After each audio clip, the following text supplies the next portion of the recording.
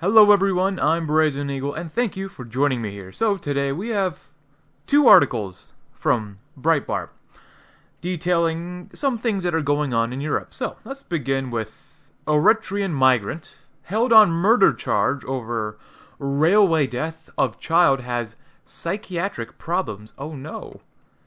A murderer has psychiatric problems, published on July 30th, 2019. So in Berlin, an Eritrean man suspected of fatally pushing an 8-year-old boy in front of a train at Frankfurt's main station had undergone psychiatric treatment recently and was being sought by Swiss police after threatening a neighbor, authorities said Tuesday.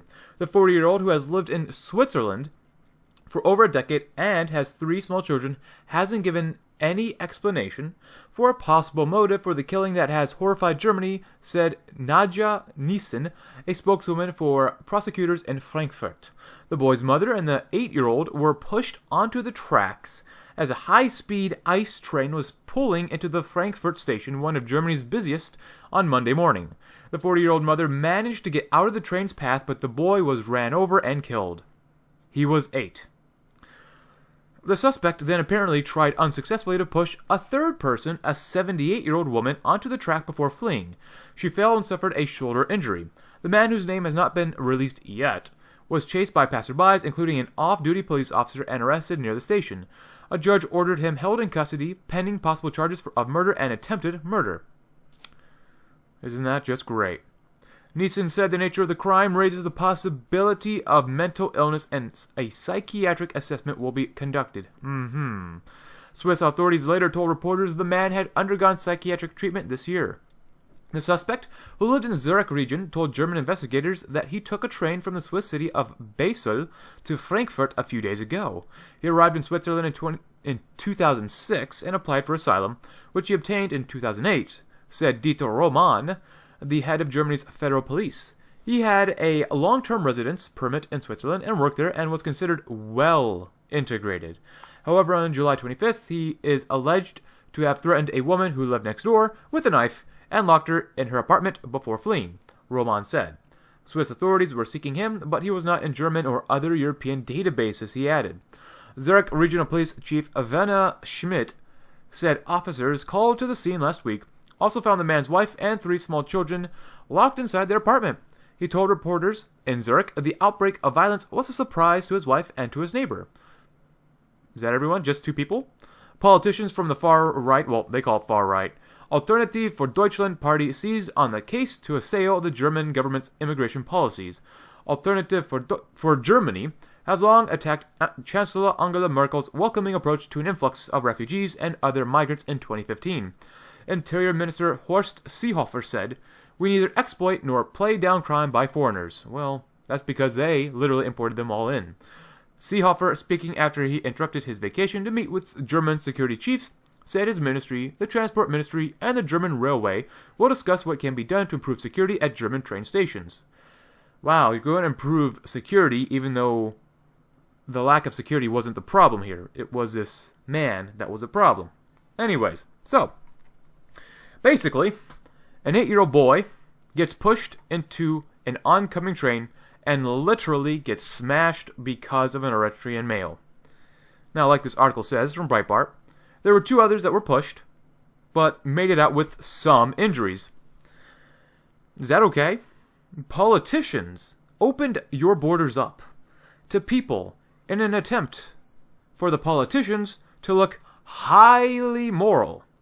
But the migrants ended up murdering your own citizenry. And you know what this is? This is another case of another Ebba Ackerlund, who was a girl who was 11 at the time in 2017, who was murdered apparently by an Uzbeki migrant. Literally ran her over. She was just walking home from school when the religion of peace male ran her over. She was innocent and did nothing wrong, except she was in the wrong place at the wrong time. Her death here was preventable. And you know what? The 8-year-old boy's death from July probably 28th or 29th was also preventable But politicians did nothing except open up the borders years ago, and now we are feeling the effects of this, or at least Europeans are. It's almost as if importing people from drastically different cultures will result in some not so pleasant incidents, we'll say. People can complain, or people can claim that the Eritrean male had mental illness, but that doesn't change the fact that he shouldn't have been in Europe. Now, regardless, this is all very, very important from the German perspective. For us people who might not know, the German political sphere is changing. It's shifting away from the more traditional parties. Now, if you don't know, you have generally the left or right parties, even though from American perspectives they're both left parties. But you have, on the left, you have what we call the SPD, or the Social Democratic Party of Germany, and they're super socialist from the American perspective. And on the right, supposedly on the right, you have the CDU and the CSU, which are the Christian Democratic Union of Germany, which are basically still on the left for the most part, from the American perspective. Anyways, since 2015, both of these two, they're the major parties, they have lost favor because of mass immigration from third world countries into Germany. Now, as you can tell, I brought up the upcoming 2019 state elections from Brandenburg, and I have another one from Saxony I'll show you in just a little bit. Now, incidents like this 8-year-old boy dying because an Eritrean male or migrant killed him will give the anti-migrant party more steam in the next state elections in Brandenburg, in Saxony, in Bremen, and other states like that. Now, the party that's important to talk about here is the red and blue Alternative for Germany or Alternative for Deutschland party. This is the only recognizable party that seems to care about German sovereignty and the overall protection of German citizens. It's crazy to think that only really one party actually cares about its people. And there's a reason why this party keeps increasing in size and influence, we'll say. So, for example, upcoming in September 1st, there will be a state election in Brandenburg. As you can tell, the last state election was in 2014, according to Wikipedia. And this is important, because the AfD, or the Alternative for Deutschland Party, for Germany, really started in 2015.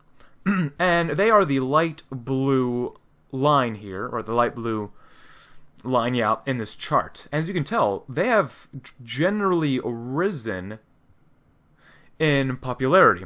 As you can see from the red line, the SPD, or the Super Socialists, have fairly drastically decreased in popularity since 2015, and the CDU, the supposed roughly Republican Party of Germany, has also declined within recent years as well.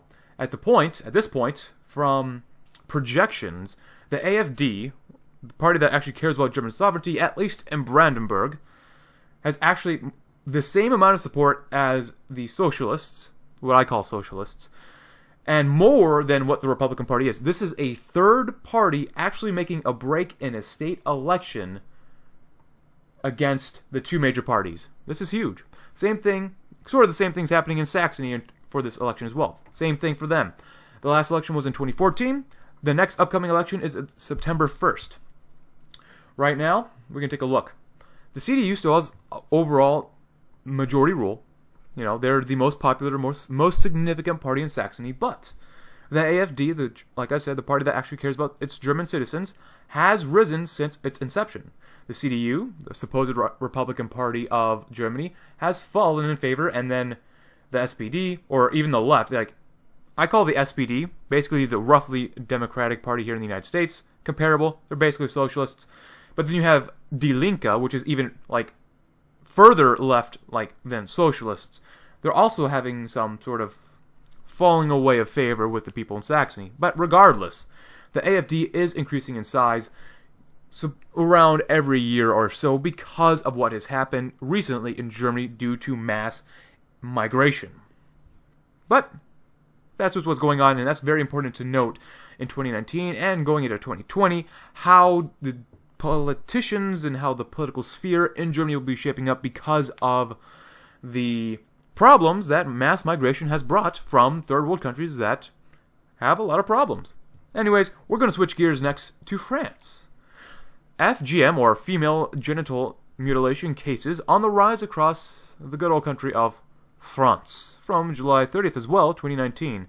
The number of cases of female genital mutilation has risen substantially in the last 20 years, according to a report released by the French National Public Health Agency.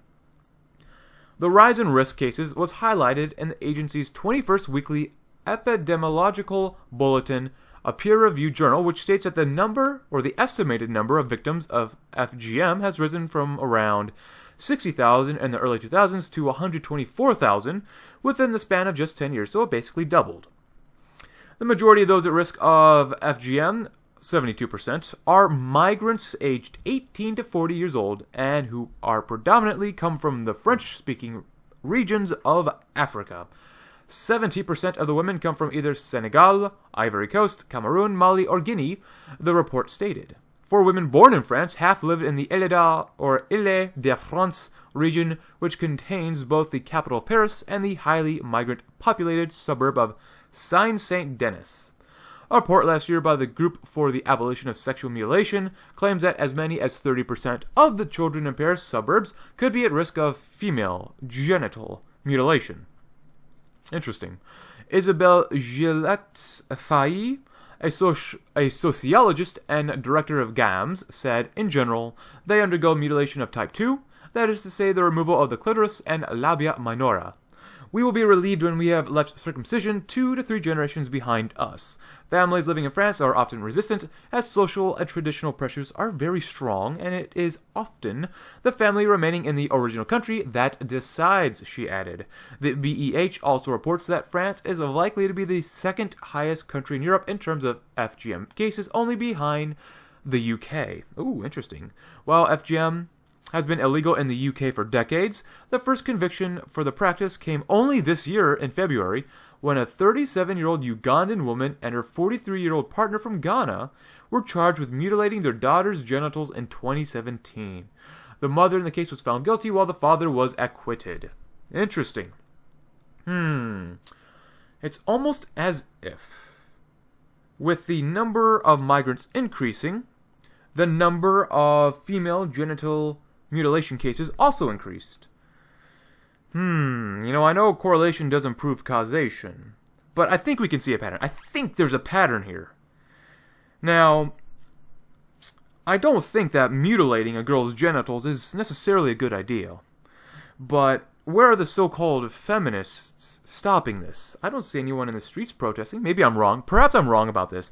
But I don't see any pushback from feminists against this. It's almost as if feminists don't care or are scared to enforce their beliefs on a group of totally innocent, culturally enriching migrants from third world countries. Interesting.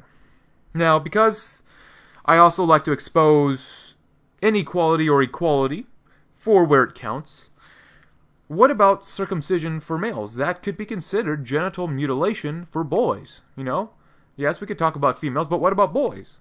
Male babies are subjected to non-consensual cutting like the female babies, but there's no outcry for the males. But like normal, people generally don't care for males unless it directly affects them. But regardless, your average person won't address the issues or problems until it is too late. But anyways, I just wanted to present this information to you guys because we might not hear about this in the United States because of other news that might have gone on within the past week. Anyways, with that in mind, thank you very much for watching, guys. I'm Brazen Eagle, and I hope you have a great day.